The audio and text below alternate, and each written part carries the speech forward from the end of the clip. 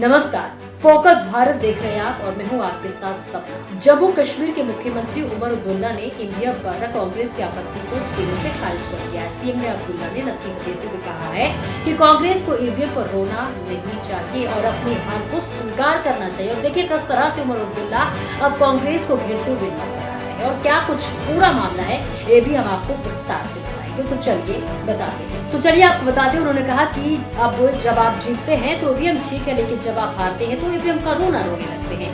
समाचार agency PTI से साक्षात्कार में उमर अब्दुल्ला ने कहा कि जब उसी ईवीएम से 100 से अधिक सांसद चुनकर आते हैं तब आप उस जीत को सेलिब्रेट करते हैं, लेकिन कुछ ही महीनों बाद आप यह नहीं कह सकते कि ईवीएम सही परिणाम नहीं दे रहा है, क्योंकि अब चुनाव नतीजे उस तरह नहीं आ रहे जैसा कि हम चाहते हैं।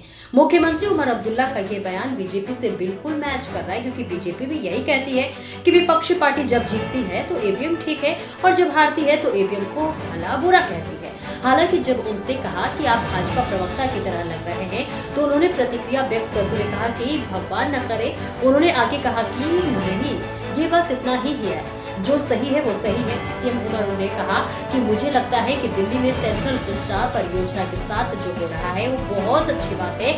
मेरा मानना है कि एक नए संसद भवन का निर्माण एक उत्कृष्ट विचार था। हमें एक नए संसद की आवश्यकता थी, पुराना भवन पुराना हो चुका था। साथ ही उन्होंने कहा कि अगर पार्टियों को मतदान तंत्र पर भरोसा नहीं है तो उन्हें चुनाव नहीं लड़ना चाहिए। बता दें कि जम्मू कश्मीर विधानसभा चुनाव से पहले नेशनल कॉन्फ्रेंस ने कांग्रेस के साथ गठबंधन किया था।